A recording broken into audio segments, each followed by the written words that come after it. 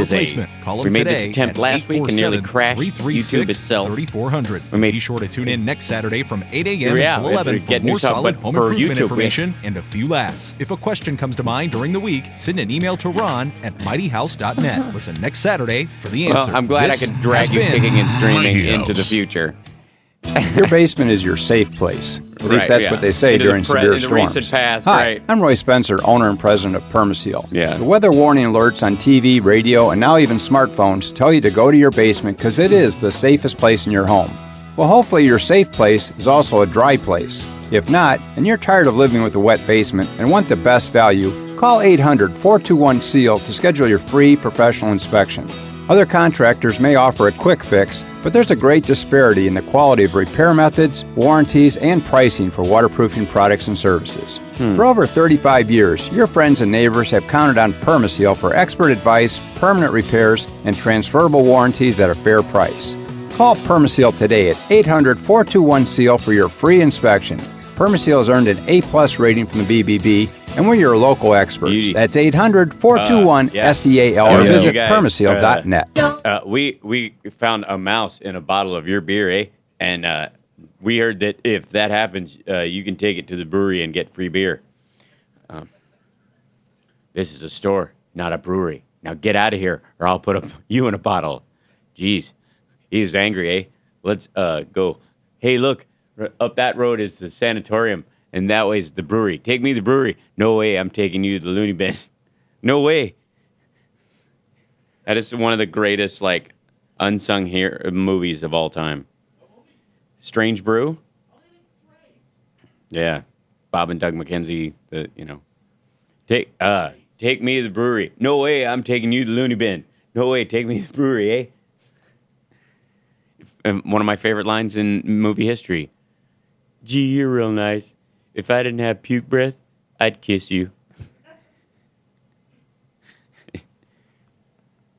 And Mel Blanc does the voice of their parents. Yeah, but yeah, and Rick Moranis and Dave Thomas play the parents. So the one that they walk in on them having sex, it's actually Rick Moranis and Dave Thomas dressed in half drag, I suppose. And yeah, it's pretty funny. Oh, it's well, I lived in Canada for 5 years. It was part of the indoctrination. When if you're going to move to Canada, they ask you, and one of the questions is, have you seen Strange Brew? And did you like it, eh? Yeah. Mm-hmm.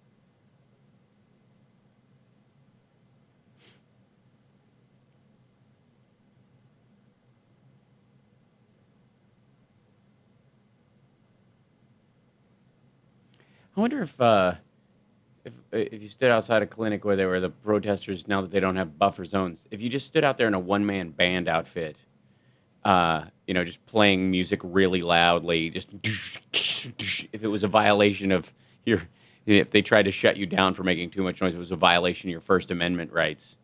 Well, a noise violation is not a violation of First Amendment rights. Also, panhandling. If you put a hat out, they can still take you. You'd actually probably do better because Mm-hmm. That's what I mean. Yeah, just do a total obtuse version of it or whatever. Just instead of showing up escorting people in and out of the clinic, that way you dress them up in giant mascot outfits or something and just have giant bunnies coming in and out of the place. Like, check this out. You're going to go in the clinic. This is a good idea. We're going to discuss this hour, too. I might have actually hit on something. Or you can just get like some famous, well, of course, churchgoers don't care about famous stars. Sure they do, as long as they're... Oh, Hal, Yeah. What's up? How's it going? Hey, how are you? All right. Doing good. We got Johnny here. All right. And I recorded a new Back to House Sparks with the phone number in there. Look at that. It's me doing Liners. big voicey guy. Oh, yeah? You're listening to WCPT Radio. I'm Dennis. Like that? A little bit. You gotta slow it way down, man. You're listening to the House Box Radio Pro. Like that? I wish. That's cool. Yeah, right. House Sparks Radio Show. Yeah. And just like in like a 9-part harmony. Like, HSRP. I'm going to do one that's all just a cappella like that for next week. Like a Al Jarreau version. That's right.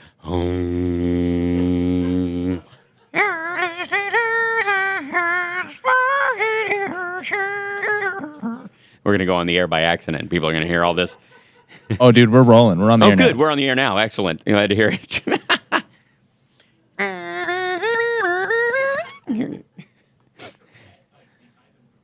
Yeah. I haven't done that. I should do that tonight at the show. Is do my make the audience do. I make everybody think they're doing a Gregorian chant. I make them ohm and go, have them go oh. Have the whole audience do that, and then as soon as they start, I get them to do that. I go. And we just start, and they sound like the drone note. It's totally stupid, but it's really fun because it makes it like a lot of them. It's funny to watch who laughs and who tries to hold it together because it's important that they keep the note. You know, it's like a psychological test you conduct on the.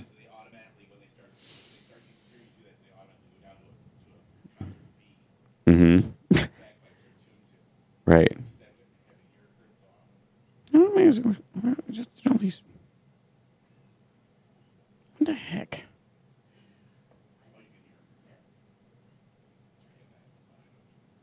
Oh, for God's sake. There it is. Bricks.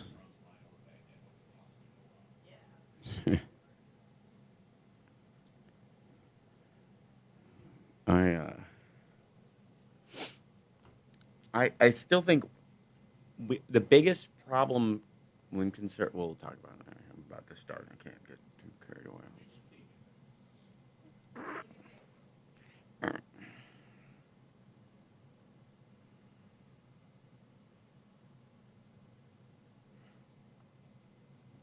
There's plenty of Reagan quotes in that Santorum film.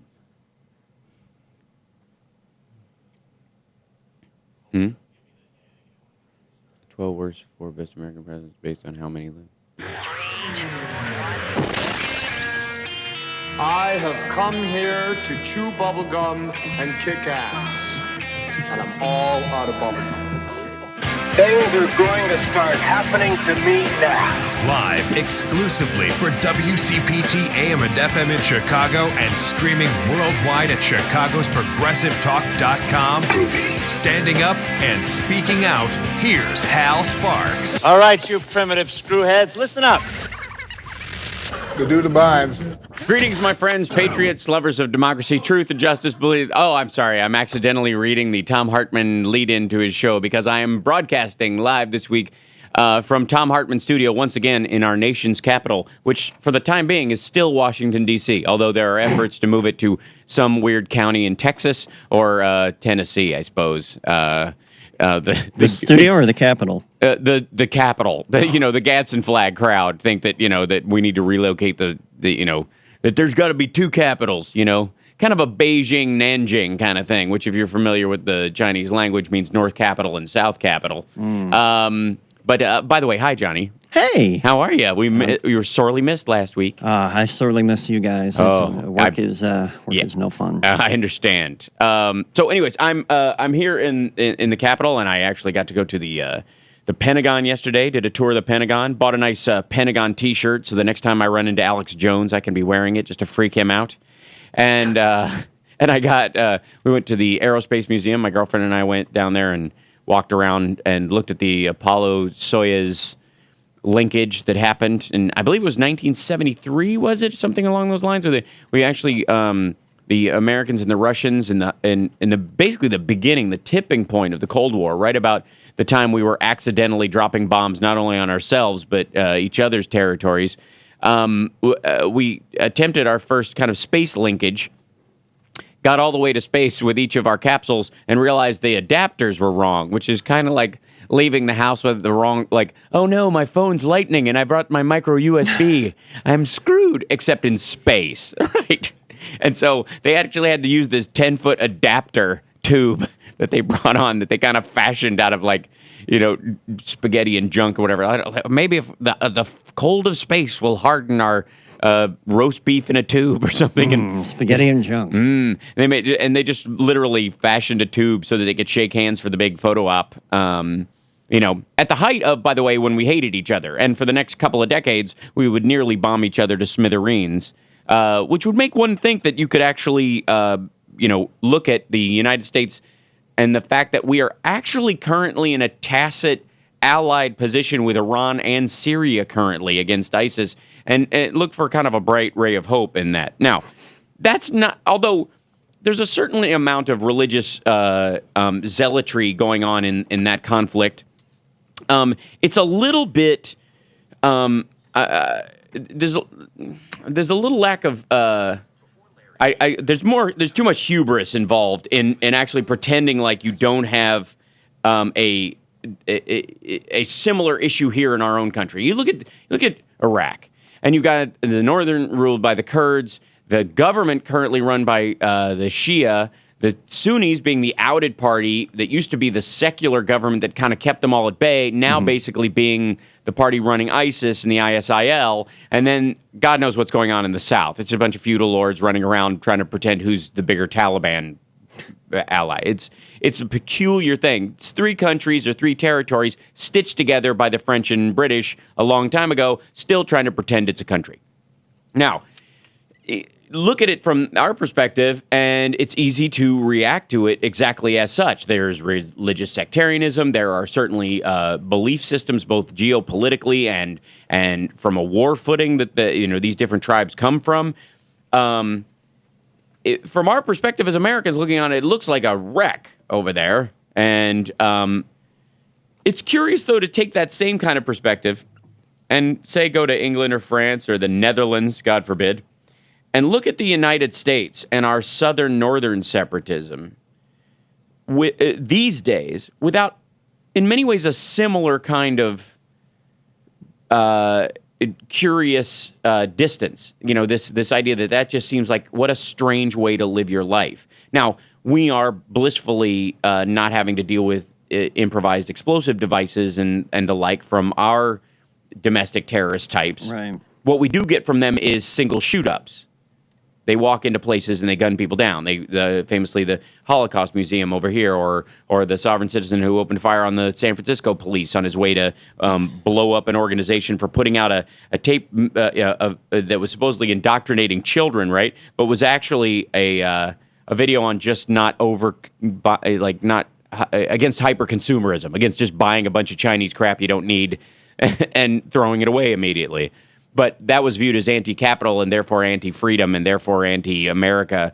And so this guy decided to load his trunk up with guns and drive to their headquarters and shoot them.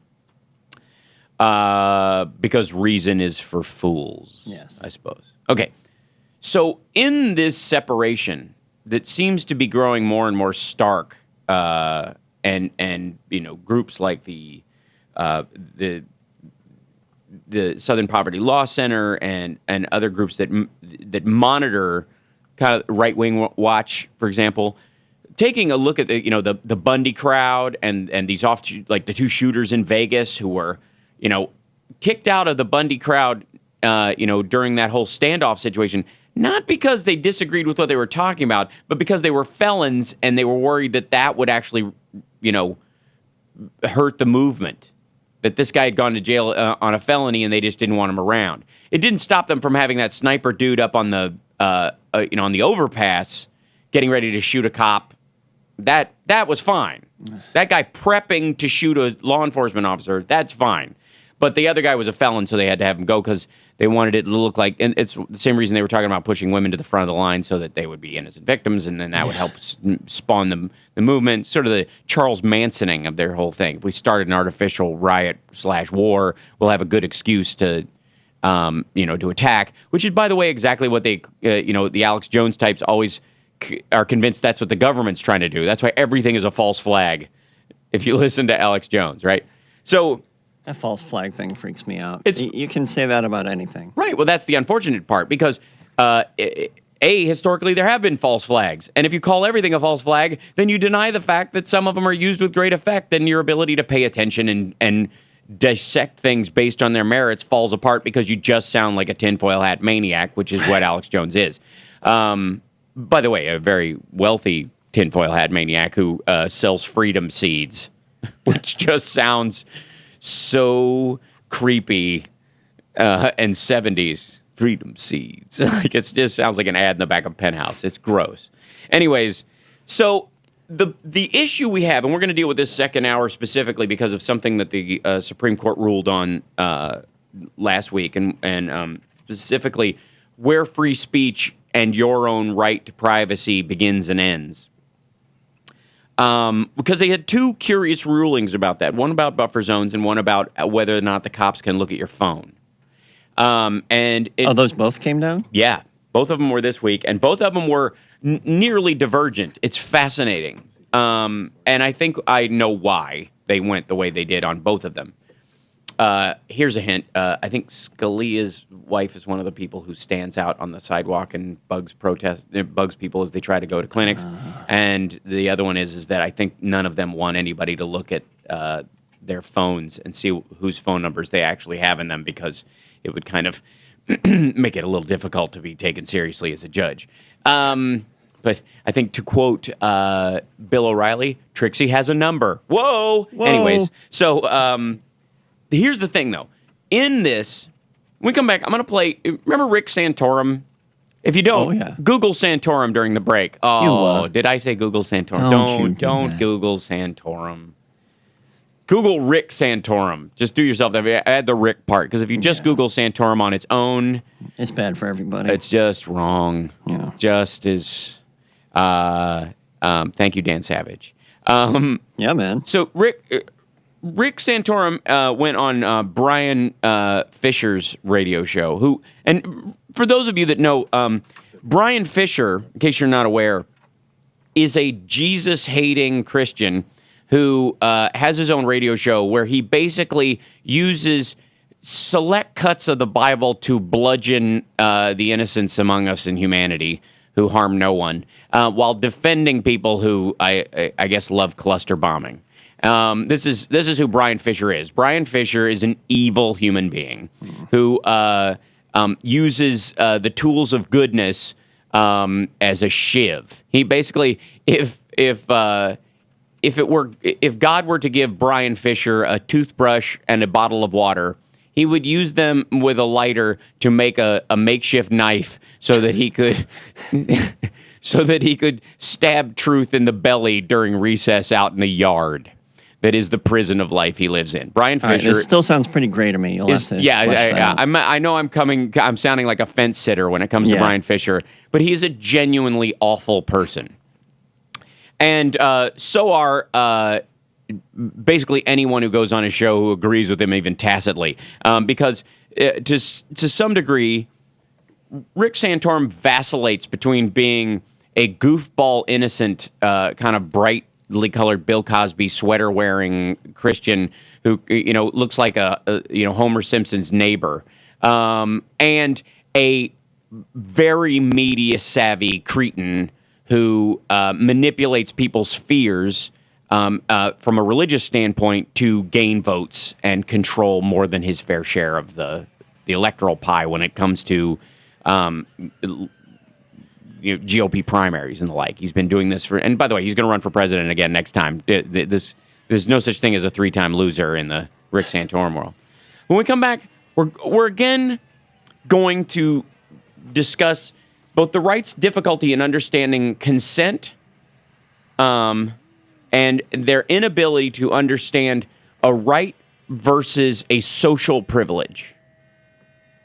And that will become abundantly clear when I play you part of the interview and the trailer for Rick Santorum's new movie right after this. You're listening to the Housebox Radio program Mega Worldwide on WCPT Radio, Chicago's Progressive Talk, the only source for progressive talk in the Chicagoland area, and a necessary part of your radio dial. We'll be back right after this.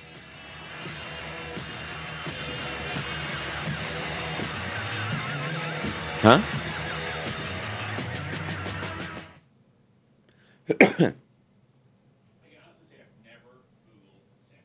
Oh.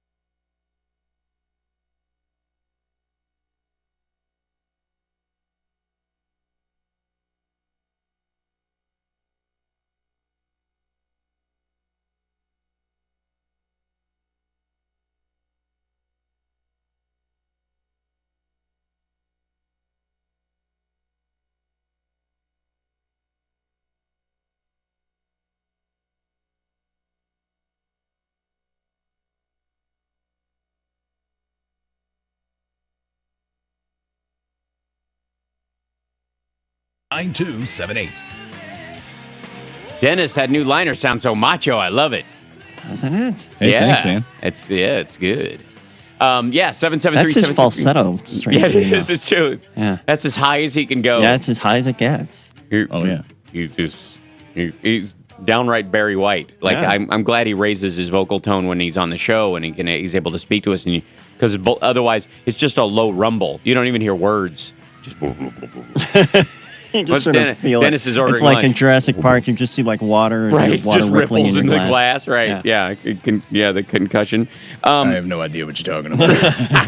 So Rick Santorum, who belongs, I guess, in our category of people you can ignore. You can ignore. He was on Brian Fisher, who's actually, I find, really hilarious, and I'm almost convinced is a performance art piece. It would not surprise me if Andy Kaufman came back and it turned out he had faked his own death. He's going to pull off a mask that is Brian Fisher, like just taking the ridiculousness of wrestling to a religious context. Because not to take your eye off the ball, but I saw Jon Stewart or Steve Colbert playing some Dr. Abloh. Oh on Fox. Sure. And he's kind of the same way. It's just like he's riffing. It's like, what's the dumbest thing I could say that I believe? Yeah. He's like trying to one-up his own idiocy each time he's on. And it's getting difficult. You could tell, like, he starts sweating and there's this vein on his forehead. Keith Abloh, like, I think he had hair when he started the whole Fox thing. And it's just literally fallen out of his head from the pressure of saying dumber and dumber things. It's like every time Keith Abloh says something, and he loses a hair. Falls out of his head. Right, exactly. So, this is okay. So Rick Santorum, a person who is considered a legitimate element of the GOP these days, was on Brian Fisher's radio program, which is considered a legitimate outlet for the GOP these days, to some degree, I suppose.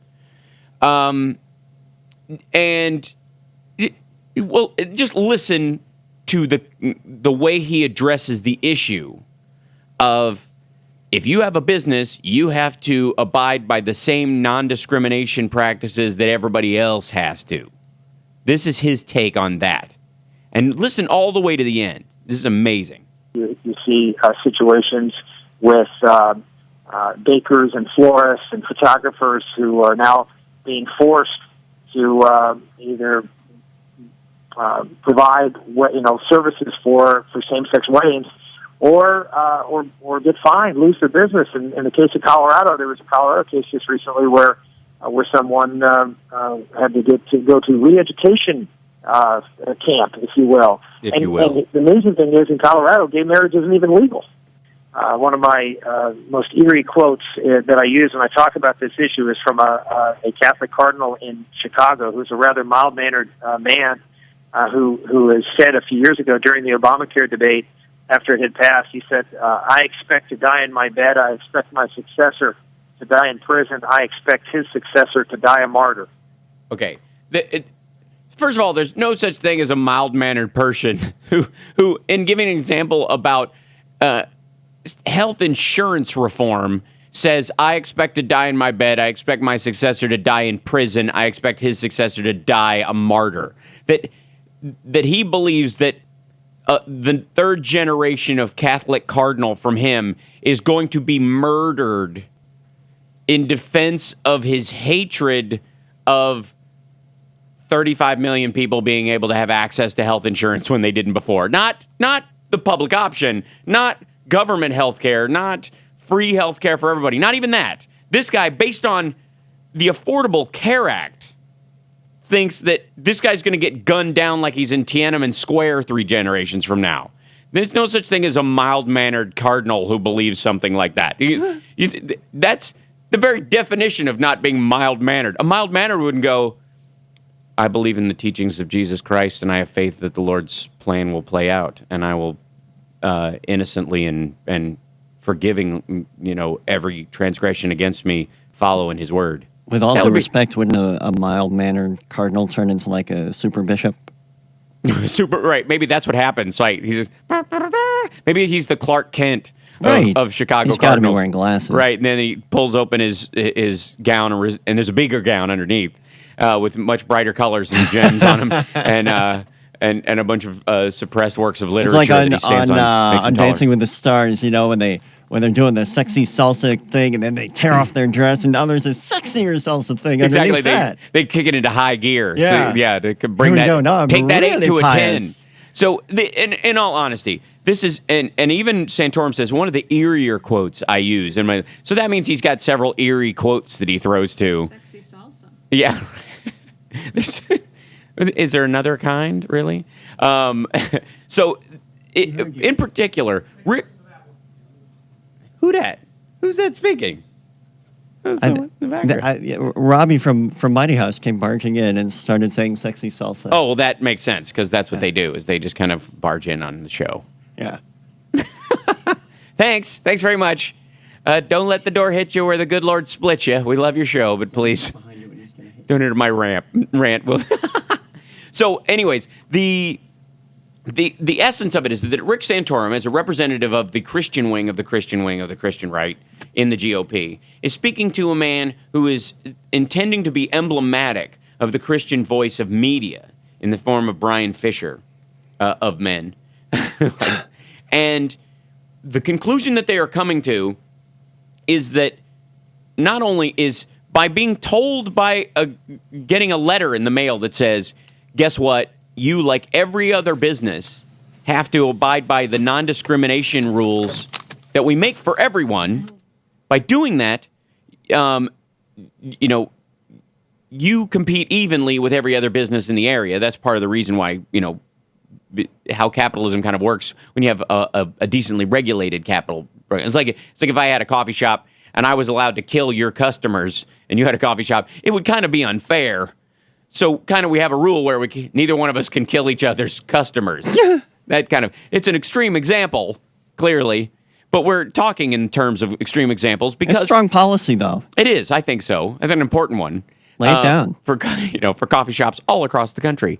It's certainly so. In looking at these two gentlemen and how they are portraying themselves, he goes had to go to a re-education camp. Basically, okay. Guess what? There is no basically to being sent to a re-education camp.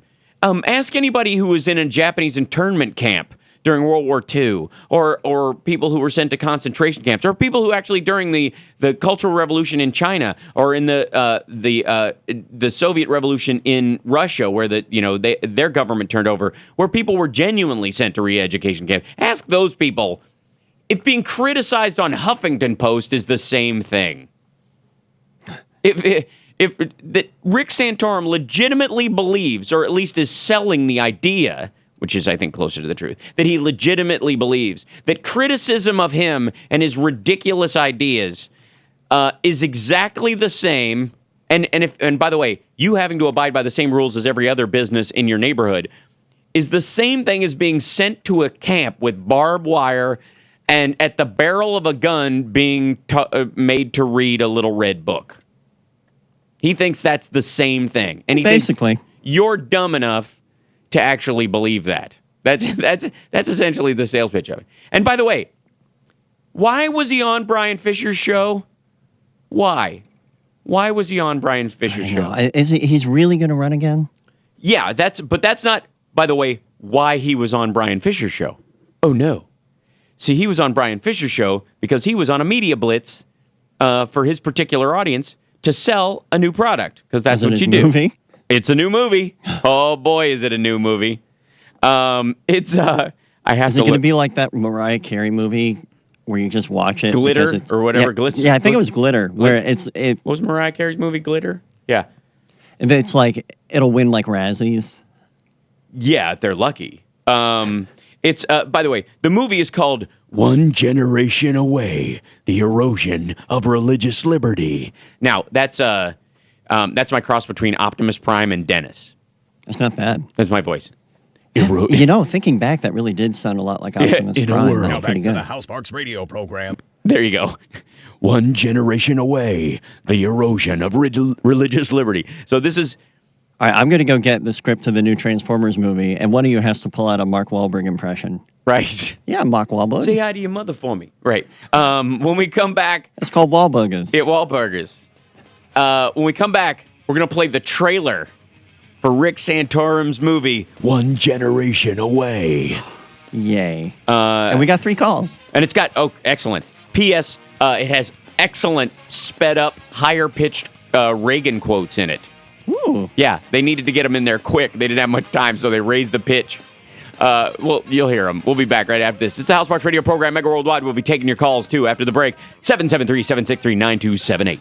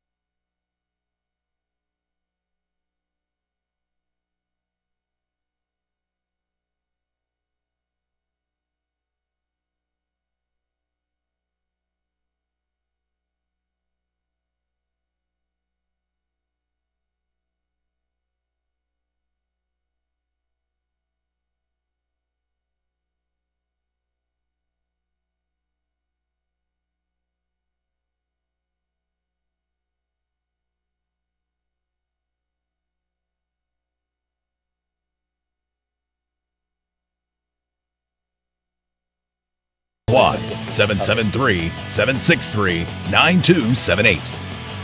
All right, so I know you've been waiting for it.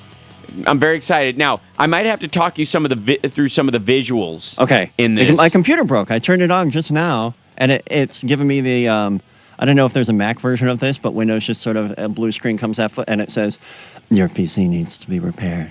Yeah, that's it's the mark of the beast. Apparently, Yeah. If you try to play the Santorum trailer, the devil won't let you. Is that what happened? Yeah, that's what happened. So here we go. This is this is from Rick Santorum's company is putting out this movie, and the idea is they're going to play it at churches because their organization is taking advantage of what they believe to be a sort of a captive audience aspect of where they can't go around and they can't tell you how to vote. They can't play movies for you of any content because that's not a violation of free speech. So while the preacher can't tell you vote a certain way, they can play a movie that tips you in that direction. Yeah. So they're skirting the law. So this is it. Listen up. This is where they start out just gangbusters and it keeps going. Yeah, that's okay. There's always an ad at the beginning of it. Sure. You can't stop selling. You never stop selling. So, That's okay. They'll always get you that because they got to make money for this no matter how they do. I think it's an Advil ad is what they're running, which you should get after you watch it. Quite appropriate. Yeah, here it is. So good. American Family Studios. Congress shall make no law respecting an establishment of religion or prohibiting the free exercise thereof. That is not Rick Santorum's voice. Is that supposed to be funny? Wait, no, it's not. Okay. Liberty is always one generation away from extinction. Really? As our founders wrote, this is the free exercise of religion, not the freedom from religion. This is at the heart of American liberty. They are trying to suggest that there should be a sanitized corridor where no religious viewpoint can be expressed. The cross is ubiquitous. It's the preeminent symbol of Christianity. It's a government advertisement for one religion. It's the government's job only to protect that there is a freedom to have religious expression. It is un-American. It is still unconstitutional. In America, that's called free speech. Millions of good Americans think birth control and abortion are a blessing. It's a good thing for this country. When religious conscience is violated, that's our signal that government has gone too far. Freedom is never more than one generation away from extinction. We need to be good stewards of this time in history where we have the erosion of religious liberty happening in our lifetimes. And it will go away if we do not attend to the threats to religious freedom right now.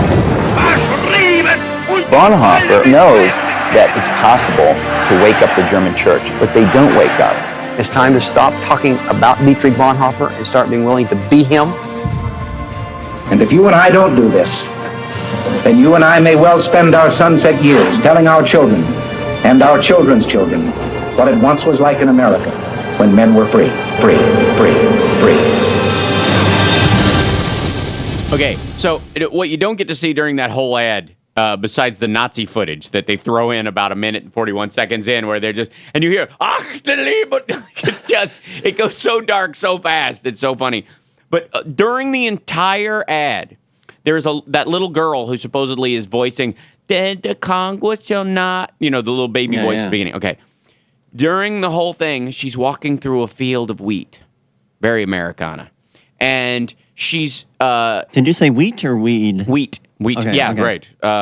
Wheat. And she... I guess at one point she comes upon a stump or something. You can't really tell what the wood itself is.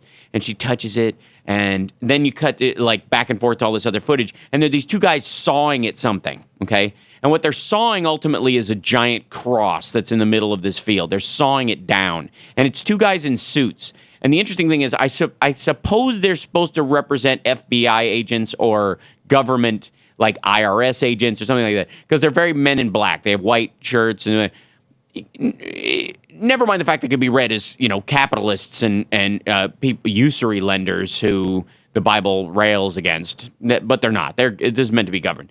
And they cut down this cross, and during the thing, she steps out of the wheat onto the cross and is walking on it while running her fingers across the top of the wheat. And then, boom, Nazis. It's just amazing. And then you mix that with that quote that Rick Santorum's talking about, and then you look at Bobby Jindal, who in addressing the Faith and Freedom Coalition, basically says people are ready for armed rebellion to take up arms against the Capitol, and that they basically have the right to expect to be able to do that. Like, this is crazy. And what they think their violation of religious liberty is. What is it?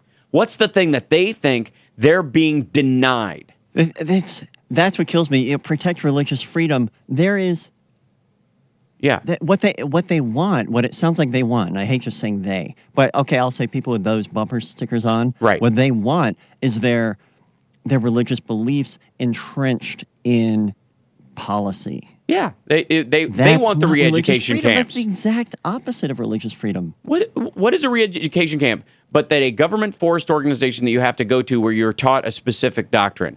Well, what the heck is the difference between that and forcing creationism in schools? Taking a religious belief, not a scientific belief, not something that, other science is based on, and if you want a career in science, you're going to need to know, but a specific religious belief that you want everybody forced to kind of undertake.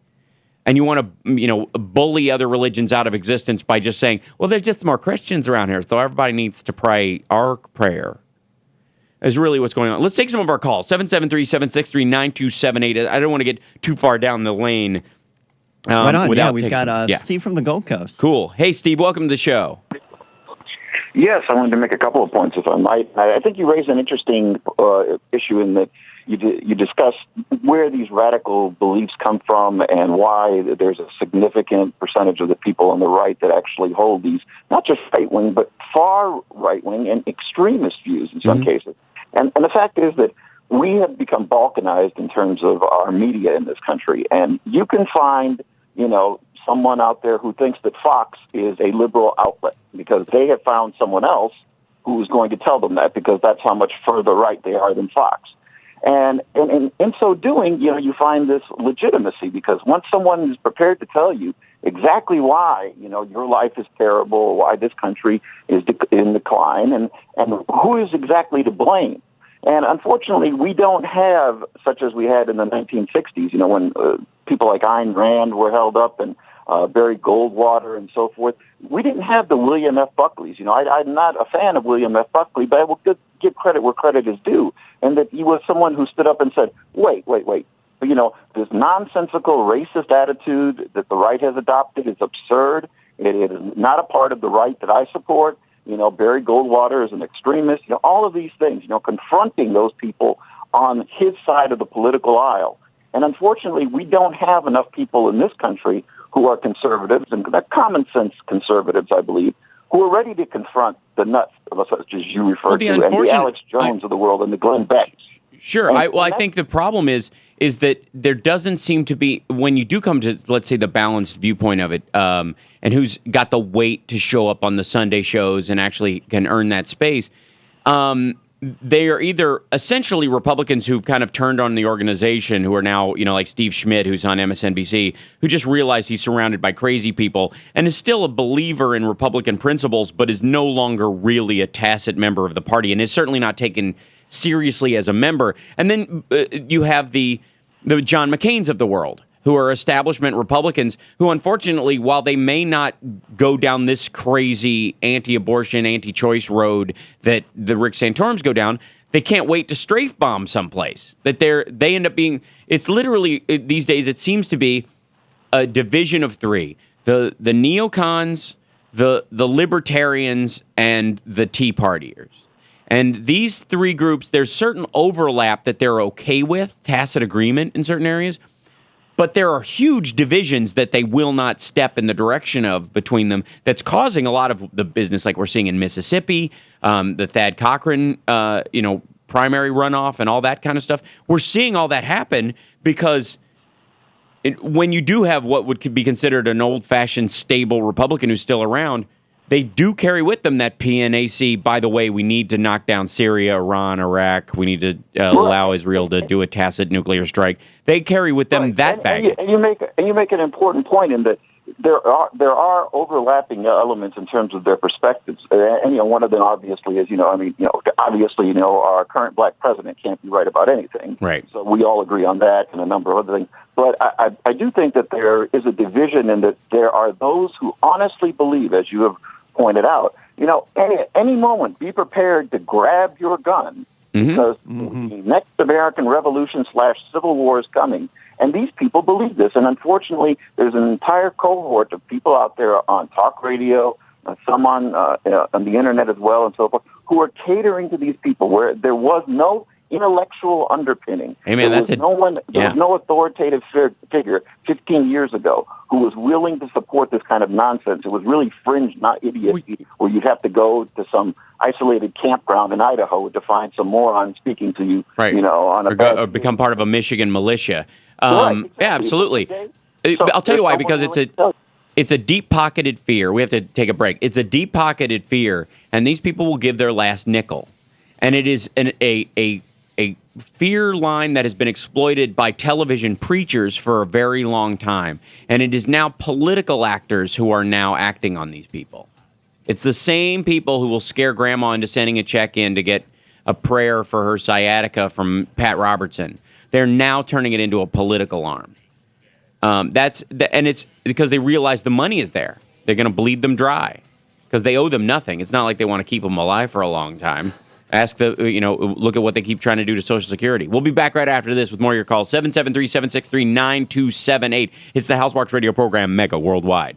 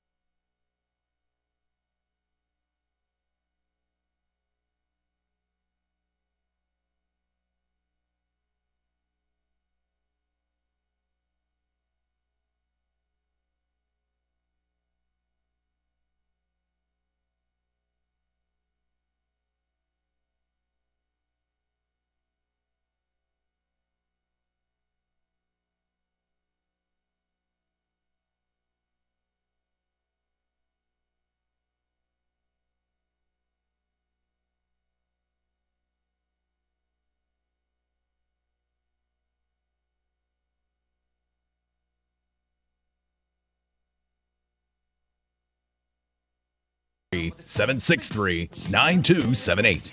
773-763-9278. I don't know if I'll ever get used to that. It's pretty great, actually. One generation away. I'm Optimus Prime. Right. And by the way, thanks so much to Shano and Danielle from Talking Left, who are helping me run the show today and are getting us up on YouTube. It's my first show putting this up on YouTube, and apparently the chatters are enjoying it. It's actually a much better format for them, so hopefully we'll just kind of switch over to this, and it'll help. Heretofore, there was always a limitation on being able how long you could put a show on YouTube, and now it's longer. Oh, you can just stream to YouTube now? Yeah. Is that what Joe Rogan does? I don't know. I think he used to use Ustream. I think he did. Yeah, for a long time. I want to think he still does, but his podcasts are so long. Yeah. You can. I mean, mine. The one I was on with him was 4 hours. Yeah, and that was just me talking. Then he asked a second question. Right. He likes to talk. Yeah, I like to talk. That was him asking me one. Here's and Shane pointed out during the break a very important thing was that and Shane, if you want to come on mic, you certainly. Oh, you'd have to come over and talk to us in here. You have to pay him extra. Yeah, I have to pay him extra. He's union. He can't. He's not allowed to stand up without a. During the show, they were doing this as a favor, and then Tom Hartman came in and they unionized against me. I'm being put out of business. Oh boy. Yeah, he came in with Workers of the World Unite, and they've overrun me or whatever. I'm being driven from my golden tower. So, but he brought up the fact that the quote that they used from Reagan, "Freedom is only one generation away." Now back to the house. Just one more time. Yeah, right. Slip there. Sorry. It's all right. It happens. You're just so excited about them. Freedom is only one generation away from disappearing from the face of the earth. That was about Medicare. It wasn't about religious freedom. It wasn't even about the Cold War. That was the amazing thing. Of all things, during the entire arc of Reagan's political career, we were in the Cold War. From the early 60s to the end of his presidency and beyond, we were in the Cold War. We were effectively, he helped talk us out of the Cold War famously through personal diplomacy. We hated the Russians. They were godless monsters. The Rick Santorums of the world would rally against the Russians like they were the devil themselves. And Ronald Reagan famously, in the middle of this negotiation with Gorbachev, who, by the way, came in with the idea that he was tired of it too. He played a very strong part in this. It's not exactly like it was Reagan finally was the icebreaker that did this, because he was more than happy to sell the war angle on this for a very long time up until that point. But famously in the story, he went, "We're not getting anywhere. You know what? Let's start over. My name's Ron." And he started talking to Gorbachev as a human being. That's the myth or the storyline anyways. An idea that, by the way, if this president decided to do with the Iranians... Disrespectful. Totally. Un-American. But that whole... freedom is only one generation away from disappearing from the face of the earth. This was Reagan going against Medicare. People who can't afford health care and the elderly being kept from dying, which would be... and I think John Fugelsang famously has said, Jesus never asked for a copay. Was this idea that somehow that once we as a collective decide to use our main organization, meaning the government, which is, by the way, us actualized in a large sense, to take care of problems that on an individual level we all couldn't do, like paving roads and regulating industry. By the time we kept our aquifers from being polluted and poisoned on our own, we would either, be dead from disease or shot by the companies, death squads. Ask everybody in South America about how well it is and easy it is to fight without the help of your government against a corporate interest that has decided to take a resource. But the rallying of, how dare we try to provide health care or the recourse of health care for the elderly and the poor, because that is downright anti-God. That's where that Reagan clip came from. And now Santorum is using that same quote in the ad for his movie, One Generation Away, The Erosion of Religious Liberty. I threw in that was kind of Optimus Prime meets Reagan. Yeah. The principal idea being that if they are made to behave in capitalist endeavors like everybody else involved in a capitalist endeavor, it is a violation of their religious freedom. Now, these organizations, by the way, are very pro-Israel. Rick Santorum has run on the idea that, Barack Obama and Hillary Clinton are not pro-Israel enough, and that our support for Israel is super important. This has been a classic part of this. Okay. If the law that they are seeking to have established for this baker who doesn't want to serve gay people is allowed to stand, and these people would have the right on a religious basis to not serve gay people, then it is completely reasonable that anybody with a religious issue with Jews, for example, or even at a certain point a free speech issue with it, because it wouldn't necessarily, they're both tied together. Just if you just happen to be a member of the Aryan nation and you don't want to serve Jews, the law that Rick Santorum is seeking to establish to protect the bigotry of these particular Christians would then, because of equal protection, have to apply to anybody who wanted to deny a Jew or even a Christian or anybody who's not a Christian, which would be fine with him. But if you are, you would be able to turn that on and go, I don't serve Christians here. You're not allowed to eat here. Because of the law established by Rick Santorum. These guys are so against equal protection, which I would say, overall, is the root affect of America. If you're going to boil down democracy to one thing, it's equal protection. Is that you have the same rights as, it's not the king has a set of rules and the pauper has a set of rules. It's that we all have the same set of rules. And that basically, when we are looking to shore up the strength of the democracy, that's what we should be seeking to do at all times, making sure everybody's playing by the same rules. But what Rick Santorum is seeking, and what his ilk are seeking, and what the Brian Fishers of the world are seeking, is special protection for their belief system, to the disenfranchisement and the elimination of people's actual rights. Their desire to feel icky towards gay people must mean that gay people are not allowed to be married, meaning that their feelings are more important than the actual material rights of gay people.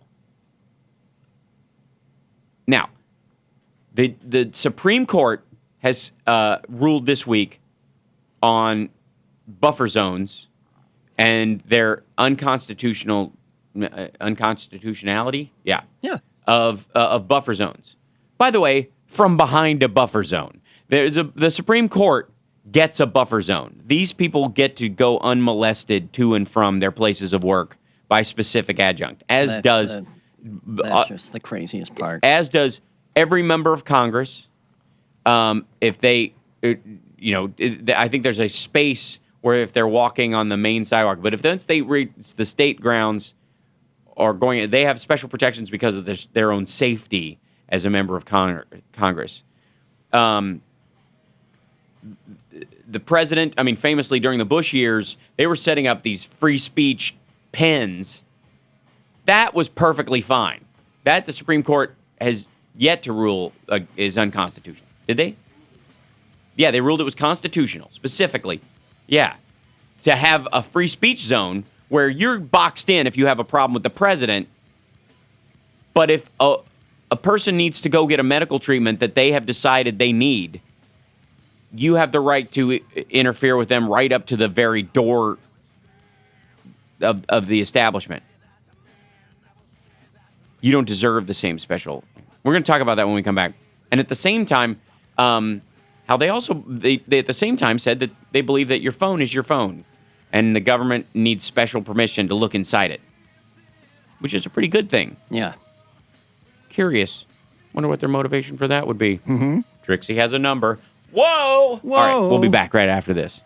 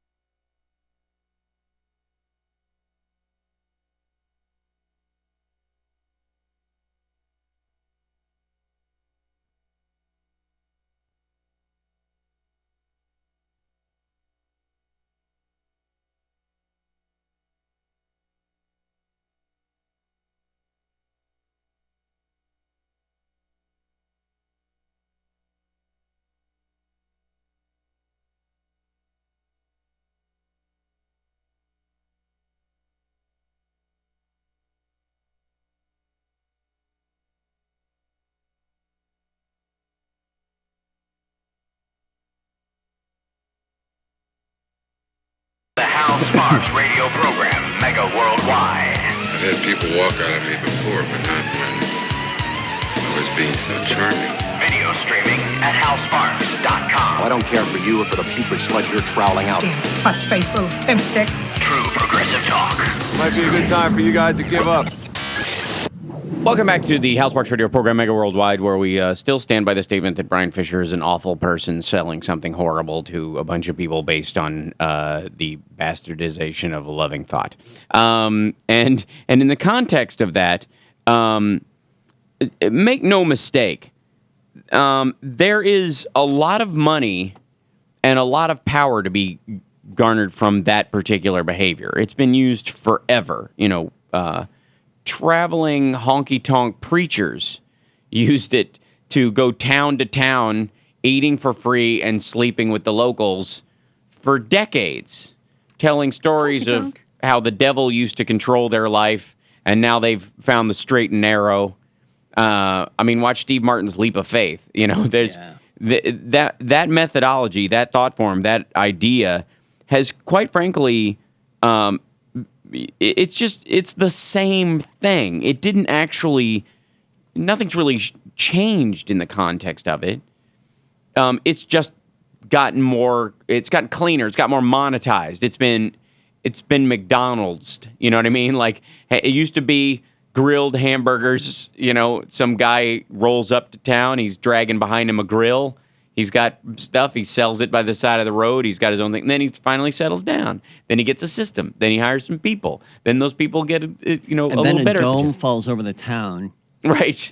And then eventually, the hamburgers taste like cardboard, but everybody's buying them because they're cheaper and 99 cents. And you've been able to spread them everywhere. And so basically, the sort of internetization of this kind of concept, this town-to-town honky-tonk preacher thing, which is fire and brimstone and fear and all the like, is selling just as well to the same people. It's just done quicker in this format. We've got a couple of callers, but let's take Carl in Nashville because I know he's been waiting, and then Katie Speak is going to be joining us to talk specifically about the one particular ruling of the Supreme Court this week. Hi, Carl. Welcome to the show. Hey, guys. How's it going today? Good. Well, what's going on here and what's been going on for a long time is that people like Rick Santorum, they prey and hope. They prey on the ignorance of middle class and lower income and lower information white people. Mm-hmm. This is what they do. And they do it very well because, see, if you had played that clip of Ronald Reagan to me, I would have told you that's the record that he made for Medicare. Yep. That's the record that he made. Coffee Klatch records he used to... yeah. Absolutely. Yeah. And if you talk to 10 other people today, they wouldn't have a clue where they come from. And that's where the ignorance come in. And if we were to believe Ronald Reagan, then he's, 2 generations late, almost 3 generations late on us losing our liberty or whatever the hell he was trying to get people to do back then. But to the average Joe Six-Pack out here, that's Ronald Reagan speaking from yesterday. And oh my God, Reagan said that pretty soon we're going to lose our liberties and religion rights, not understanding where that clip come from because it feeds into a narrative that they already want to believe in. And that's one of the reasons why we are in the state of what we are in our country, in particular in the South. I live in the South. I'm originally from Chicago, but I like the South. I've been coming here my entire life. But the South have been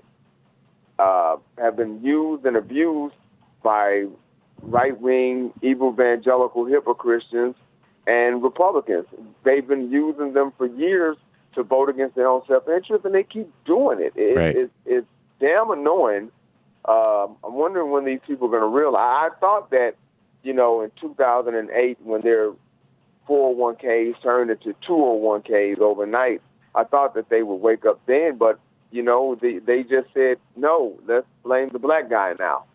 Right. It was amazing. That was amazing to me. The shift of blame for everything that the hole the country was in was never more clearly established by the people who were just in office. Like they were still, Hank Paulson still had the sweat on his brow of the collapse. They were still chattering about this as the president was being elected. He had policies that he wanted to implement that he came in January and said, we're going to do this. They didn't even go into effect for 9 months. And yet the job losses from the Bush years, which went well into that period, are laid at Obama's feet by the people you're talking about.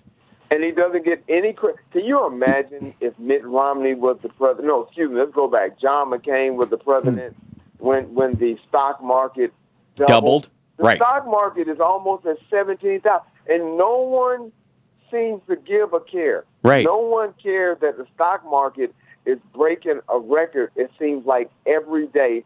And this guy, President Barack Obama, doesn't get any credit. Well, that's exactly why. Only hope, I beg your pardon? That's exactly why. They can't bring it up. Because if they bring it up, they have to point to the fact, I wonder, because they want to give, posthumously, they want to give Reagan a lot of credit for, parts of the boom of the 80s and even some of the boom of the 90s. Clinton had apparently nothing to do with the boom of the 90s. And and in the same way that Barack Obama especially is having no effect on amazingly, in spite of all the brake tapping and intransigence of the Congress, he still managed to turn this thing around. That right there is going to be one of the more remarkable parts of our American history down the line, when people realize what he's done with the obstruction, because it's going down in the record books. Whether they like it or not, every day that they obstruct, this is going to look back at, we have the worst, the most unproductive Congress ever, the most filibusters ever. I mean, all these things are going to go down in the record book, and they're just digging a hole that they can't get out of, especially nationally, because, guys, a black man named Barack Hussein Obama won not once but twice.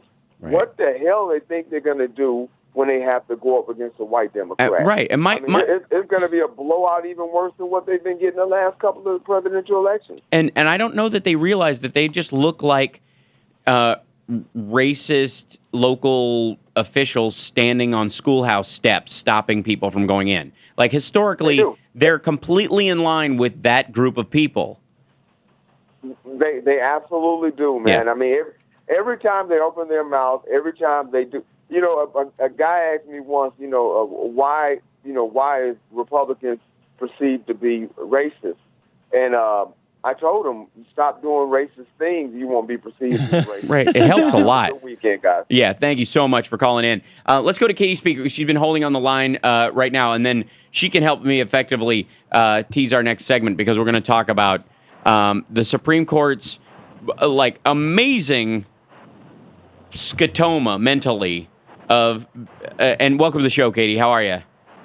I'm a little emotionally strung out and exhausted, but I'm trying to maintain my outrage with my characteristic Susie Sunshine ability. Right. Hard. So I'm doing it. Lots of coffee. Coffee is the key. Yeah. So for those people that weren't following it or don't know, the Supreme Court ruled against the buffer zones around abortion clinics and and by the way, hold on, just before we tell people that they ruled against all buffer zones, they ruled against the Massachusetts 35-foot buffer zone. Right. So it's bad, but don't everyone freak out thinking that all of the clinics that had protections on Wednesday no longer have them. And the reason was the Massachusetts one had the 35 feet extended to the public sidewalk was the idea. Their big problem seems to be is that it wasn't designed specifically for a clinic. So I'm sure we'll talk about the specifics in the next segment, but they seem to not like this particular buffer zone, and it unfortunately opens the door for a lot of challenges to other ones. But if you have friends who volunteer as escorts and work at clinics, don't think that their protections vanished overnight. Right. The essence of it, though, and I mean, there are certain solutions to this, in that The walkway specifically for the clinics themselves is private property. They can keep them off of that. Watch for either a big serpentine sidewalk to be added to some of these places, or the building itself, to have an establishment like its parking lot or that's considered private property as well. It's harder and harder basically it's a constriction. It's meant to be a constriction to make it harder and harder and harder for someone to make a very personal decision without these folks being able to give their 2 cents in as violent and emotional a way as they possibly can and still get away with it. I don't know if you read the 30 pages of the decision. I did not. Spoiler alert. But Jessica Mason-Piccolo, who's a lawyer and reproductive rights specialist, did read it, and they use our favorite word over and over again: consent. Right. And they continue to prove that they have no idea what that is. What consent is. It's amazing. Let's take a break. When we come back, we're going to discuss a bit of that. Not only the least of which is that maybe there's certain members of the Supreme Court actually have a dog in this fight. Ugh. Let's just put it that way. We'll be back right after this. It's the Houseparks Radio program, Mega Worldwide.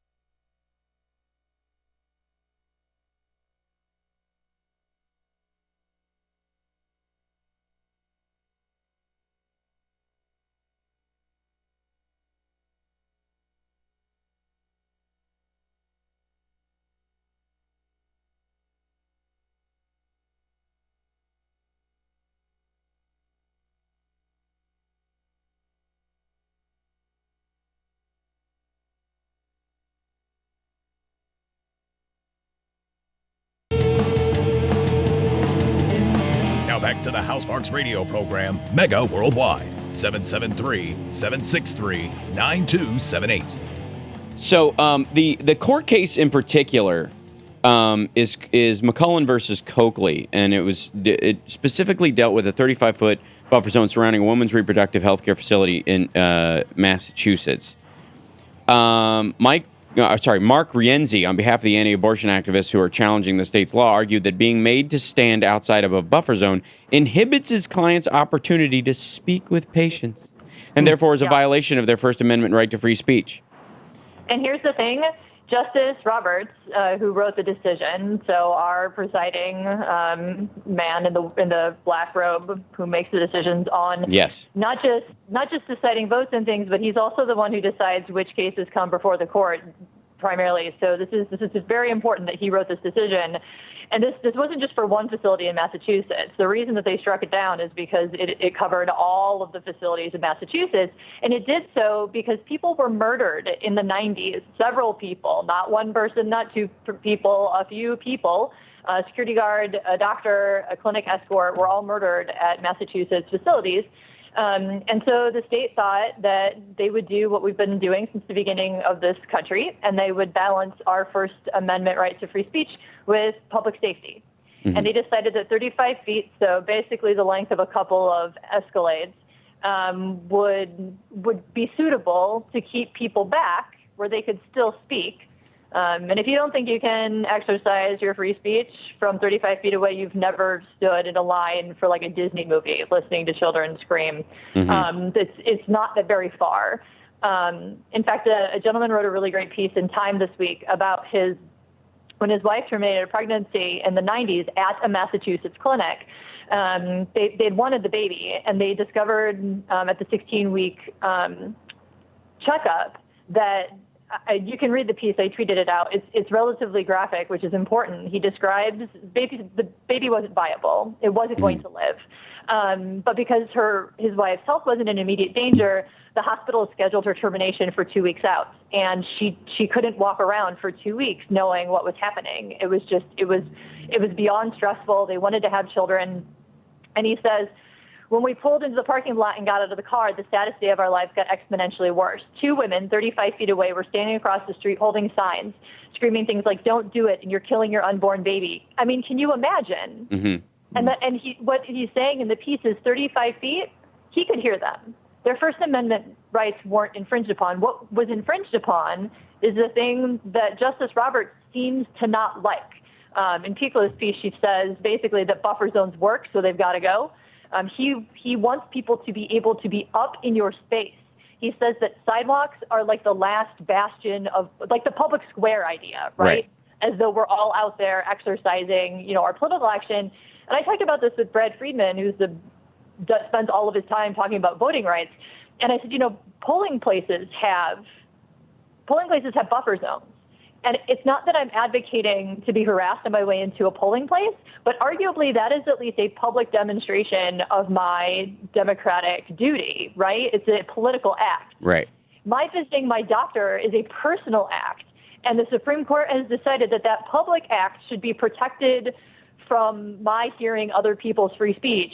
But my private act does not need to be protected from other people's free speech. And I mean, it's ridiculous on its face. I've talked on the program before about what people are doing outside of clinics. So the situation just wasn't described. Nowhere in the decision do they talk about the 300 incidents of assault on clinics just from 2010 to 2012. Mm-hmm. I mean, this is a ruling that opens up almost every buffer zone in the country to a legal challenge. And should they be overturned, 90% of patients walking into facilities report to members of the National Abortion Federation that they were concerned walking into the facility, 90% in this country. 80% of abortion clinics have called the police at least once. This isn't something we're imagining. So Justice Roberts has decided that if you have a uterus, that he's going to play politics with you, and that your body is something that we should be using to discuss the way that this country operates everything. I'm incredibly curious how they think this will affect the Fred Phelps crowd and their ability to protest military funerals. Yeah. Because they were famously, they kind of came down against them. But at the same time, this would seem to repeal some element of that precedent. Yeah, it's really weird because there's actual precedent on buffer zones. Right. Everyone go thank Representative Diana DeGette. She's the mother of buffer zones. When she was a state rep in Colorado, she enacted their 100-foot buffer zone. And if the number 100 sounds familiar, it's because that's how big the Supreme Court's buffer zone is. I suspect that they did not reference the challenge to the Colorado buffer zone from the year 2000 because it was a little bit embarrassing to use that number. But there was precedent and they didn't reference it. In fact, there's almost no reference to actual law or precedent in this decision. It's all about how they felt about the petitioner. The plaintiff was a nice-looking lady who reminds you of grandma, who violated, a lot of people's civil rights and got in their space and was not as nice as she thought, but she was a good plaintiff. And the right picked her on purpose. Mm-hmm. And I mean, the lawyers that represented her are very smart. They're also working with the Lawyers for Hobby Lobby, so stay tuned on Monday. Mm-hmm. And it's the thing about what you're saying about the difference between what has been upheld as spaces where we're allowed to restrict free speech is going to make the next couple of years really interesting. I mean, they're talking about holding the Republican convention in New York. And I can tell you right now, every Occupy protester that I'm familiar with can explain to you how they were not allowed to be on a public sidewalk in front of a Bank of America and that they were told to leave because it was bothering bank employees. Okay, so we'll see how things like free speech zones hold up when it comes to what you were talking about at the beginning of the show. Right. Accessing your politicians, accessing the Supreme Court. I mean, if people want to demonstrate in an act of civil disobedience that is non-violent, so yeah, violating the Supreme Court's buffer zone on Monday and getting arrested would be a way to do it. Why is not anyone in the theoretically? Why wouldn't anybody in the country be acting within their own free speech rights to be able to express their direct opinion to the members of the Supreme Court in person within whispering and spitting while you talk distance? Absolutely. I mean, I stood in front of a clinic in Queens this morning, and I'll tell you the screaming and yelling, and this was just a boring day, but the screaming and yelling and the signs, the big placards that they have children holding up on the way to the clinic, there are businesses in that Queens neighborhood that open later now on Saturdays because of the picketers. It's affecting an entire community. I watched them chase patrons into a store with literature. This isn't counseling. Right. The entire decision was based around the idea that these people have a right to counsel. I'll tell you where the right to counsel the patients happens: inside the clinic. Go see the movie Obvious Choice because it's hilarious, but also because it has a really good picture of what it's like to go into a clinic with an unwanted pregnancy. They worked with Planned Parenthood. They filmed it at a Planned Parenthood. They used Planned Parenthood language. You can listen to them talk about how they discussed a patient's options. We don't need unlicensed counselors standing outside of a clinic. There are licensed counselors inside the clinic. Right. I mean, this almost applies in the same way that how the right handles technical information on almost all fronts. It's almost the same deal with climate change. Never mind what science says. Never mind how 98 out of 100 scientists or 99 will often say, we've not only is climate change a problem, we have to do something about it. And here's our recommendation, which are pretty uniform across the board. But because of that presence of that 1%, the Scalias of the world would arguably give singular support to that 1% voice in that circumstance, as if it is somehow balanced. CNN does it all the time. And you referenced this. I mean, Scalia has a dog in this fight. His wife is a public, quote unquote, sidewalk counselor. Right. So this is another one of those. Okay. First of all, you should have recused yourself. Second of all, you can't pretend you don't know what goes on outside the clinic. You could have just gone with your wife one day. Right. Yeah, he can actually check this out. Go down there wearing a anonymous mask, and see how things operate. He could even wear his actual Supreme Court gown, and nobody would really know it was him. Although the mask wouldn't necessarily fit, probably It'd be a little small. But this is going to play out at some point when you do work to undo these kind of situations. You sue judges. That's how you do it. And it's curious to me if someone will raise a protection of buffer zones lawsuit by suing Scalia in this particular circumstance. I'd be in favor of that. I mean, yeah. the people that, in the meantime, you can check out the Clinic Best Project if you want to get involved in clinic defense, because we're going to need people. Yep. And don't forget, and this worked really well at the Planned Parenthood in the Gold Coast in Chicago, people were irritated by the picketers. Right. Like, just people were annoyed. And so every time they were out front screaming and yelling, the cops would get dozens of calls every day and would start showing up to answer every call. And after 8 or 9 times of every morning them showing up, the picketers stopped. And now occasionally there's like one sad-looking dude out front. Right. But it's so if you want to support what's happening, you don't even have to put on a vest and get in front of a clinic. You don't even have to donate, although we'll take it. All you have to do is if there's a clinic in your community and you know that it's being harassed, when the picketing is happening, call the cops and report it as a disturbance. Don't call 911, call the non-emergency number. But you can absolutely exercise your power as a citizen to uninvite these people from your community. Right. Because vast majority of the time they are not local to that circumstance. They are traveling a good deal of distance to seek out a way to essentially, gadfly their way into this argument.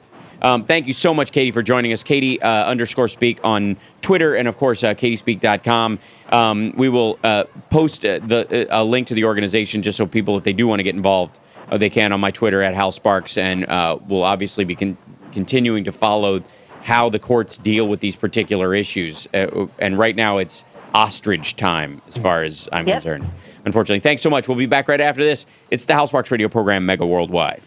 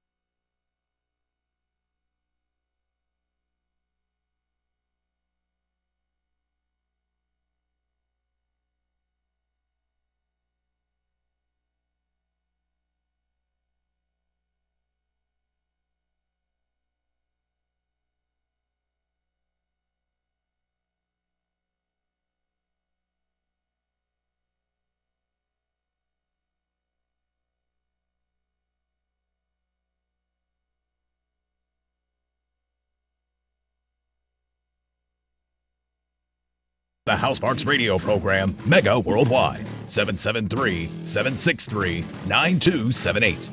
So apparently because these folks love to stand by what they say and believe, they have scrubbed a piece of audio from the web. I love it. Yeah.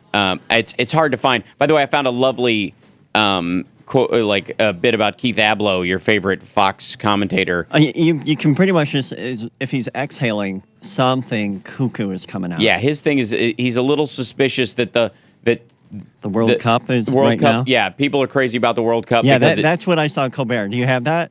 I don't, but we can pull it up in a second. It's pretty amazing that people actually are that somehow the government has MK Ultra'd an American interest in soccer all of a sudden as a distraction to help Obama. He cites he's like, well, it's just kind of convenient that we're now making sure that everybody can get marijuana.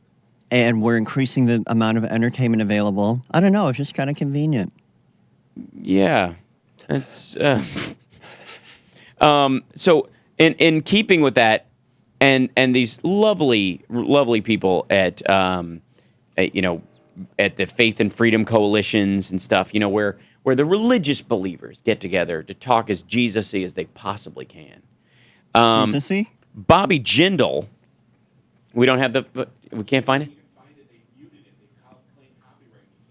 Yeah, so they shut this down. This is a quote. Then how about this, Bobby Jindal? What you say also ends up in print. So even though you may have muted the audio from your actual speech, no, we found it in print though. So Louisiana Governor Bobby Jindal on Saturday accused President Barack Obama and other Democrats of waging war against religious liberty and education, and said that rebellion is brewing in the U.S. with people ready for, quote, a hostile takeover of the nation's capital. There you go. You're speaking at the Faith and Freedom Coalition, which is Ralph Reed's organization. If you're not familiar with Ralph Reed, he's a former member of our gang who knew Jack Abramoff. Apparently, I think he was Scotty in our gang, like Little Rascals? Yeah, he was one of the Little Rascals. I'm kidding. They're not all dead? He just looks like it. Like See, you just... sucker Jan. You make me look like an ass. Oh, sorry. Okay. So he goes, check this out. This is a quote from a sitting governor. Okay? I can sense right now a rebellion brewing amongst these United States, Jindal said, where people are ready for a hostile takeover of Washington, D.C. to preserve the American dream for our children and grandchildren. I am tired of the left. They say they're for tolerance. They say they respect diversity. The reality is this. They respect everybody unless you happen to disagree with them. The left is trying to silence us, and I'm tired of it. I won't take it anymore. He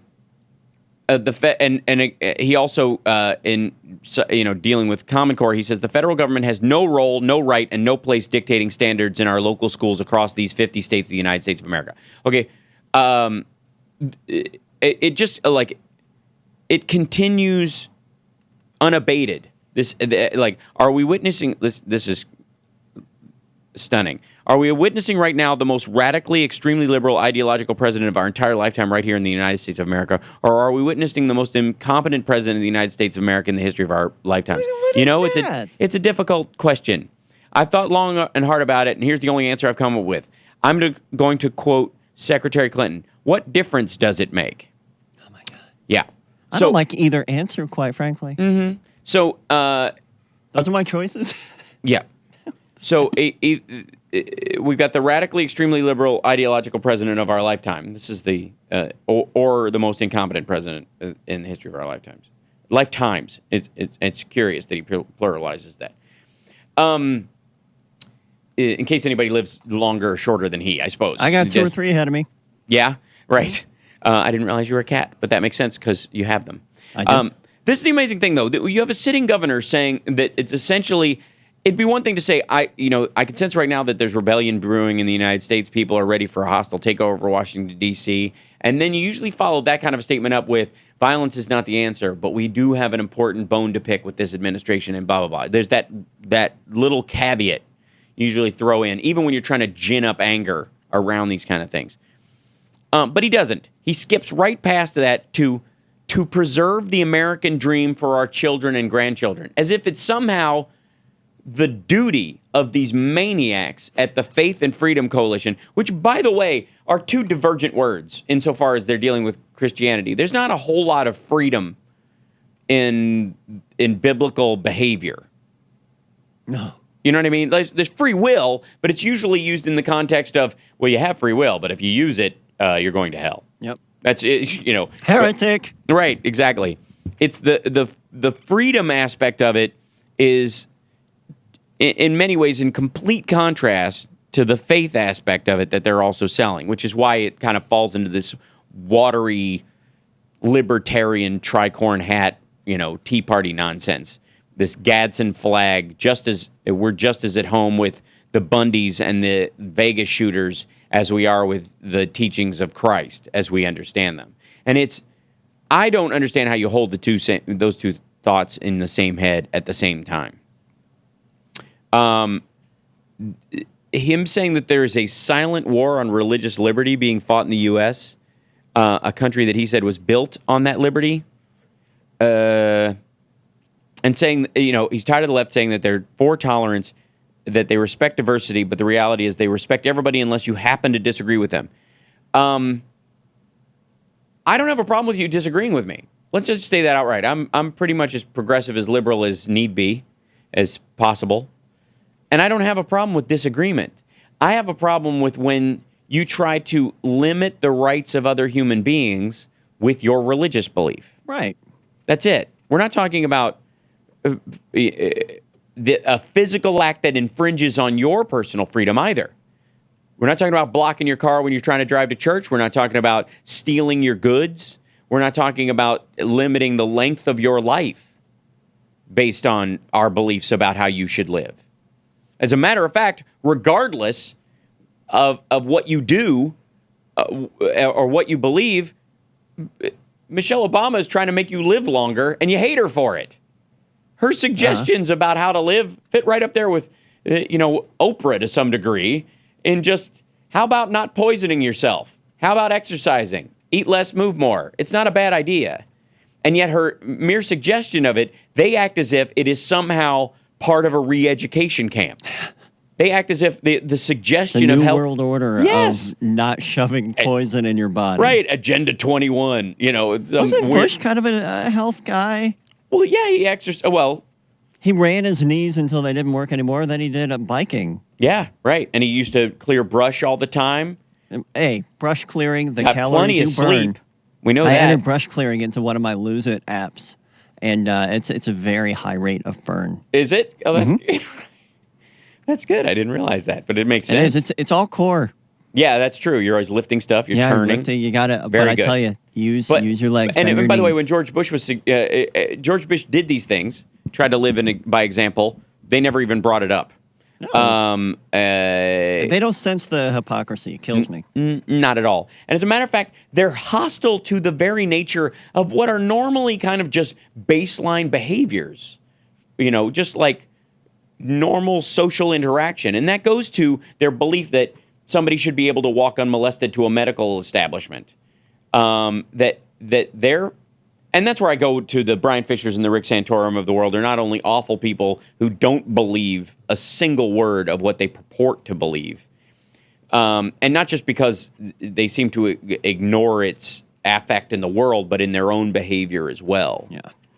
But you cannot examine your actions or the things you say or your recorded comments or anything like that. Right, exactly. I mean, obviously, I post this show.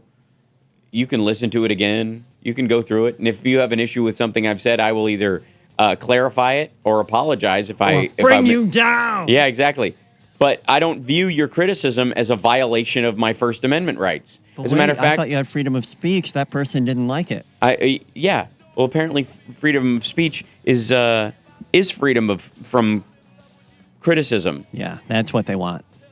Ironically enough, by the way, freedom of counterpoint. Freedom from counterpoint. Yeah, from counterpoint. And it lines up, and we'll have the happy ending right after this break, and we'll go straight into it. There's a Wisconsin Republican hopeful who said that, that when the federal court overturned Wisconsin's ban on same-sex ruling, it would lead to incest. And curiously enough, posts on her Facebook page, she warns that Common Core will ultimately threaten homeschooling because homeschool kids will be too stupid to pass the standardized tests, which is frigging fantastic. But she's calling for the president's impeachment. She has a. I signed that petition accidentally. But this is what I find very fascinating. She goes, even though Thomas Jefferson, this is on her Facebook page, even though Thomas Jefferson was a deist and not a Christian, he was responsible for ensuring that everyone's right to believe as they wished and to express those beliefs publicly without being accosted or molested by government actors was protected by the First Amendment. Right. Today, this right is under constant assault by those who wish to silence conservative ideas. There is no constitutional right not to be offended, she has an exclamation point. How about some tolerance from the left towards conservative Christian expression? There is no left or progressive individual in government who has ever sought to limit the expression of a religious belief. But when you try to limit the movement, the rights, the actual physical life of another human being based on those, then we put a cursor on it. In the same way that these folks try to do with Sharia law, by the way, or any kind of other expression, even atheism. They try to pass laws against it. They stop Wiccans from being able to do the opening prayer at one of these city councils when they forced them to be open to different religions. They shut down the Wiccan who was going to give the prayer. That would be precisely what this woman is warning against. I just don't think they understand the words that are coming out of their own mouths. But that will never stop them from making money on it. We'll be back right after this. The House Sparks radio program, mega worldwide, and it's the happy ending up next. Because why, John? Because everyone loves happy. That's right. Okay. I love that.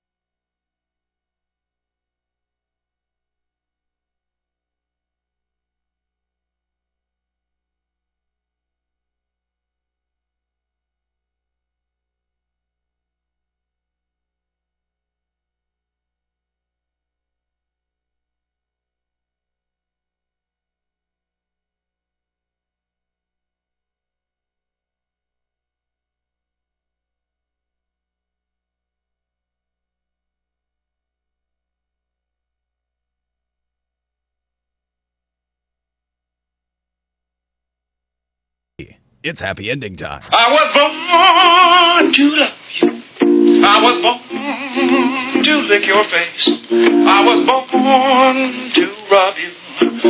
But you were born to rub me first. All right, so there's actually some great happy endings this week, and one that I think is particularly perfect for John and I. That's the tease I'm going to give it. But first thing, right out of the gate, though, there's something very positive. The U.S. pledges to stop producing landmines. The United States announced on Friday that it will no longer produce new anti-personnel landmines, letting its current stockpile dwindle and moving towards finally implementing a treaty banning the use of weapons that have killed an estimated 20,000 people annually, not to mention all the people, by the way, that it leaves legless. The pronouncement came at a conference being held in Mozambique, reviewing the progress of the Ottawa Treaty, also known as the Anti-Personnel Mine Ban Convention, or just the Landmine Ban Treaty, 15 years after its passage. Because the U.S. has never ceded to the terms of the treaty, Washington was only present in the treaty as an observer. While there, however, U.S. Ambassador to Mozambique Douglas Griffiths declared that the U.S. will not produce or otherwise acquire any anti-personnel landmines in the future, including to replace the existing stockpiles as they expire. I think that's great. With all the conventional ability that we have to wage war, the idea that we would put landmines in an area and then after the war is over, leave them there for the populace that grows up, peacefully around the war zone after the fact, for their children to stumble upon these things and lose arms and legs simply because we don't clean that stuff up when we go, is reason enough not to start using them at all. Never mind the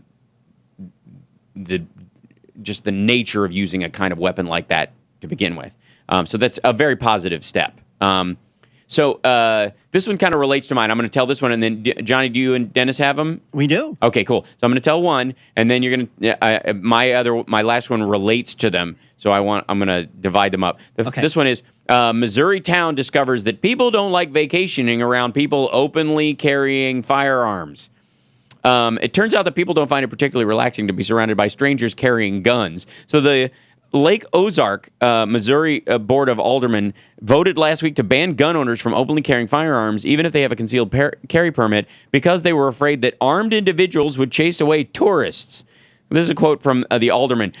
We've had a tough time over the years promoting Lake Ozark as a family area. We want you on the strip with families everywhere in the Lake Ozark with families. We want you to bring your kids down here and let them loose. For the life of me, I don't understand why I would have to carry any type of gun, concealed or otherwise. The ban was initiated by the local police chief in part due to concerns raised by business owners. These business owners' concerns are hardly unique to one community in Missouri. After a group of pro-gun activists in Texas started showing up at businesses with assault rifles and other long guns, the restaurant chain Chipotle released a statement asking their patrons to leave their firearms at home because the display of firearms in our restaurants has now created an environment that is potentially intimidating or uncomfortable for many of our customers. Starbucks CEO Howard Schultz made a similar statement explaining that, quote, customers in many stores have been jarred and fairly uncomfortable to see guns in our stores. Other companies, ranging from Whole Foods to Toys R Us to IKEA, also ban guns from their stores. Lake Ozark's efforts to keep people from guns with guns from scaring tourists and other patrons away from local businesses may be short-lived because the Missouri state legislature are trying to pass a bill that just allow you to just carry a gun in a stroller or something. They're just maniacs about them. Okay. But it's nice that they're moving in that direction, and it's interesting that business wants that done. You would think the Republicans would actually respond to a little bit of that. Now, go ahead. What are your happy endings? And then I got all right, mine real quick is actually something that could help you. I'm not certain, but I just saw a headline that a train station is going to connect metro rail lines with LAX. Yeah. You can actually take a train to the airport in Los Angeles. Amazing. Yes. It's incredible. And one that goes all the way out to Venice Beach. It goes down Robertson Boulevard to Santa Monica Boulevard. They're already, my girlfriend just drove under the completed overpass that they built for the train, which had been sitting as, sort of this rickety wood shore up for a while until they were finished with it. It was on pause for a deal of time due to, I guess, them having to build something under the road to keep the weight in control in an earthquake zone. But once they finish that, it's now going gangbusters. Now it's moving really fast. They're taking basically an old train track that was there years ago, and they're just repurposing it for a light rail train, and it's amazing. It's like L.A. Infrastructure, baby. Yeah, L.A. will have the ability to train yourself around, and I would use it like crazy once it's in place. I'm a big fan. Does Dennis have one? He does. Yeah. Excellent. Oh, I sure do. It looks like here, Alaska humpback whales may lose the endangered status. What? Oh, right on. That was reported, yeah. Because there's more of them than they thought, and that they're growing again? Yep. They've been federally protected for more than 40 years now, and so they're starting to grow, and that little label, endangered, may be gone. That's great. So, hopefully that doesn't so we can kill them. Right. So, my God. So they can end up in Japanese I think lunchboxes. I can take one out. I think, you know what, maybe they'll just modify the law and be like, if you can kill them with your bare hands. I think that would be completely reasonable. Absolutely. If you can kill a humpback whale with your bare hands, more power to you, Grandpa. Or even like or bullfight style, just get some javelins and jump on it, row out there in a boat. You have to have a boat that you have to row. You have to have a spear It's with all nothing.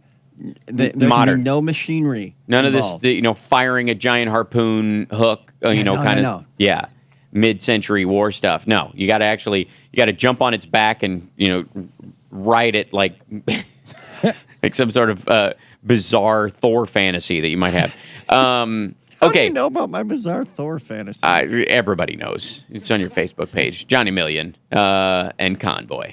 So this one, by the way, is related and I think is fantastic, and it excites me to no end.